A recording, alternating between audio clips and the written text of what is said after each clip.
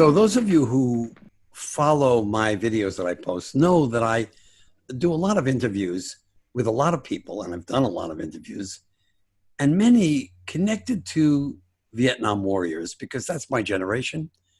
And it still affects my generation and the generation that came after it. So Ken wrote me this email and he expressed feelings about his dad. And I chose to talk with Ken about that. I want you to tell me what your father did and saw in Vietnam. My father was the Navy corpsman, and he was attached to the Marine Infantry Division. And they would walk around all day, as he put it, looking for a firefight. I mean, it was aggressive, crazy guys. He was in a jungle in Vietnam where if a bullet didn't get you, a snake did, or maybe quicksand did, or maybe a tiger did. And so his job was to run for the fallen, Marines when they were hit. And it could be in the middle of a firefight, they'd yell out, "Doc." And he had to low crawl in there, and he would say, "All I had was a .45 pistol on my side and a bandit with the medical cross." And I had to crawl in the middle of all this fire and explosions and bullets coming in. And it was up to him to administer on the spot first aid. And oftentimes he wasn't able to save the combatants. And that haunted him to his very last days. He died in 2012. So his experience was horrific. How did he describe what that felt like to you when he finally did describe it? What haunted him most, he remembers the first young Marine that died in his arms. He described him, he was a blonde-haired boy with blue eyes, and he saw the life just dissipate from his body, and his eyes were still wide open. He said, "I'll never forget those eyes as long as I live." And they'd be screaming and pulling on his uniform, saying, "Doc, save me." Or even worse, more emotional, he described when a buddy was hit and his battle buddy was holding the injured Marine in his arms, screaming at the doc, my father, to save him. Do something. Do something. You got to save him. Sometimes he was able to patch him up, other times not. When your dad came home, I've heard this story so many times, could he find a way back to his former self? When my father returned, I had vague memories of him being a fun guy before when I was a little kid. When he returned, slowly but surely, I started noticing that there was something different about Daddy. He would just sit there and stare, and they have a name for that now. He had the 1,000-yard stare. And he'd be jumpy if we ran around as kids, if you ran too close to him, or if you darted out of his peripheral, he would jump and really be started, So little things. But as I got to be a teenager, his condition got worse and our reaction to him got worse. I feel so bad now looking back at how my sister and I especially thought about it. We didn't understand what had happened to him. He just seemed like a crazy guy once we were teenagers. It was in 1997. I remember that I was visiting him. He was living in the Pittsburgh area, the Verona Park area, and he would go to the VA center to see he started receiving treatment then with a psychiatrist. And the psychiatrist told me, I walked Dad into the door, and afterwards when I picked him up, the psychiatrist first said, your father's been through a lot. On a scale of 1 to 10 of violence and horrific scenes and experiences, your father experienced a 13. Because my father's from the old school, When I was a little boy, it was boy do this, boy do that. Like you weren't even seen until now I'm a man. So I guess he felt more comfortable talking to me. I'm in my 30s now with my own family, my own military career, mind you. He started saying to me different stories. He told me about the one boy that he could not save, the first one that died in his arms. He told me another story about he had a tight buddy that was also from Philadelphia area, that they were sitting at a tree one time. There was a firefight going on in the distance. They were smoking a joint, trying to dull the pain.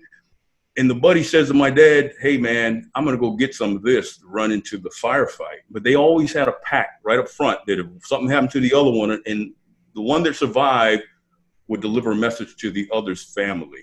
So this buddy raced into the firefight. You know, my father followed in, and it got so bad, the boy got killed, his friend. That struck him. That was just terrible for him. He had to go give the news to his mother once he returned. He was just telling me, you never know when it's your time and you're in a war zone or even out on the street. He would emphasize to me, there is no safety, there is no security. You think, even because you're here in the suburbs, you know, anything could happen out here too. Always be prepared mentally. You go to the cemetery once a year, speak to the man. What would you say to him about things if you could? Every year, at least on his birthday in August, I dress in a suit and tie. I drive to the Arlington Cemetery where he's buried. He had an Army military burial with the flyover airplanes and everything, and the trumpeters playing taps. So I visit him, just he and myself. I sit in a lawn chair. Too bad I can't smoke a cigar, but I talk to him. And the first time I did, the year after he passed, I just said to him, man, I'm sorry I didn't understand, you know, that he was so hard on me as a little boy. You know, there were no excuses. Matter of fact, that was another saying, no lies, no excuses. A man tells no lies, makes no excuses. He wouldn't allow me to sleep past 9 o'clock on a weekend. It didn't matter if I had just worked the night before, you know, and he just, as I look back, he poured himself into me. In those days, you bonded with your father by working. You know, it was always, he called my mother, your mama wants a brick walkway in the back. That we were going to go lay bricks. Your mama wants a brick wall around her flower bed. We was always work. You know, go rake the leaves. Or, you know, one point in the story, I said to him, to his grave site, I said, Dad, I never forget. I must have been about 10 years old where my bike was malfunctioning of some sort. I don't remember exactly what it was. And he was washing his car with a cigarette dangling in his mouth. And I said, Daddy, will you help me fix my bike? He just looked over at me, fix your own bike. Man, as a 10-year-old, I thought that was the meanest thing he could say. You didn't talk back to your parents in those days like I hear kids today. What I said to him in my mind, I let him have it. But then, you know, I went in to try to fix my bike. David, a long story short, 2 years later, by age 12, 13, I was a bike master. We were customized building bicycles, me and my buddy Elliot and the other guys. But when I look back, he knew I would figure it out. But by the time I was 17, I was like I was a mechanic. And along the way, from the time I was 10 to 17, I had accumulated my own tools. Because in the middle of that, he told me I would always take his tools. It's funny how, as a kid, you think things are wrong, they're the right thing. I would take his tools and never remember to bring them back or hang them on the pegboard. He'd get mad, and finally he said, don't touch my tools anymore. So that ended up me having my own toolbox. I would borrow a crescent wrench from this guy. And in our neighborhood, the men all built cars and hot rods. This is the 70s. You know, oh, you need it. I got an extra tool, kid. You need this. Next thing I know, I got a little toolbox at age 13. So I am handy with tools. At 17, I keep my toolbox in my junker car, and I could repair the brakes. I remember the starter wouldn't work, and I'd hit that solenoid underneath. I was turning into a mechanic. And I talked to him at his tombstone, and I said, man, I understand now. You poured yourself into me. Like I tried to do to my sons. You know, there's too much distraction with kids today. They didn't want to learn anything. But that was a good example of how I think of my father. And the last story, I've got to say this one. I remember I used to rake the leaves in our front yard. We lived in Hawaii on a naval base, Iroquois Point. It was naval housing at that time. It was just like a haven for a child like me. I went barefoot. We had lagoons and a raw beach. And so my job, one of my chores was to rake the front yard of the leaves. It was banana trees, and those leaves were huge. One day he comes back with his car, and he says to me, he's got a gift for me, a present. And I'm thinking to myself, I have to be about 8 years old. wow, Dad's got a present for me. He never brings presents. That's not the kind of guy he is. What? My mind is racing. He's smiling. He's so proud of himself, man. I mean, in a split second, I'm thinking, man, it must be a football, must be a baseball. No, it's, I'm thinking of this toy, that toy. He comes up with his hands behind his back and he hands it to me so proudly. And it's a rake, a yard rake. I'm thinking to myself, you gotta be kidding me. Again, my little 8-year-old, 9-year-old mind wanted to curse him out. And he says to me, now you can get the yard done twice as fast and you can get out and play with the guys. But in his mind, that was a good thing. I didn't understand that until I turned 40 or 45, until I had my own kids. I say, he really, all that time, I thought he was gaslighting me. He was sincere. Now I can do my chores faster and hurry up and get outside and play. That was his mindset. In your dad's lifetime, your lifetime, did he ever get the chance to show you that he admired what you were doing in life and how you were doing it? My father, growing up, I wasn't even sure he cared about me, or loved me. I know, I mean, he fed me, but it just wasn't that mushy stuff. I had 2 sisters and my mother. In fact, he was guardian of his women. He would get in my face and say, look, man, I know, that's your mother, but you messing with my wife. You keep messing around, you're going to have to go. I'm all 8 years old. I'm thinking, go where?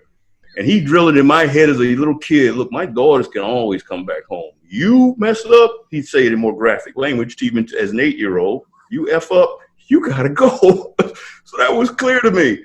I'm always in my mind, you're a boy, you're going to have to go. So David, when I was leaving for the Army, my father had started drinking during this time. He'd really digressed personally. He looked at me, he tied one on. He came from the neighborhood bar. He was tipsy, red eyes, bloodshot eyes. And he told me, I love you, son. And a tear went down his cheek. It was like my last week there at home. And I'm thinking, wow, he really does? He cares about me. He loves me? It was shocking. Fathers just didn't say that in those days. And as I would, I started to progress in my own military career. I was moving up fast. And when I'd come to visit him, the one thing he would always, we looked like twins. And this is a picture of my father. He was when he first joined the Navy, he's just a kid here, probably 18 years old. But as I grew to be in my 30s, he was in his 50s, we looked like twins. I mean, today I'm his spitting image, even my mannerisms. But people would say, you guys are either brothers, I know you're related, you can't be father and son, but he'd put his arm around me and he'd say, I haven't done too many things right in life, but I got this one right. And he would put his arm around me with such pride and look at me, and I would warm up. And he was so proud of the man I had become. He would just say, you're one hell of a man. That meant something coming from my father. Not many people impressed him. So yes, he thought well of his son, and I'm proud to say that to this day. Well, I don't know how to thank you for this because I'm honored. A great man, your father. Those values we know, you and I, being men, raising children, how important they are. And maybe he didn't do it in the easiest way, and I'm sure you did it in an easier way. But at the end of the day, what a great man and what a great job. And your mother, too, of course. We didn't even talk about her. So thank you again. I want to thank you. This came as a surprise that you offered this to me. And yes, my father did a great job, maybe not the easy way. I did things easier, but his way, as I look back, was more effective.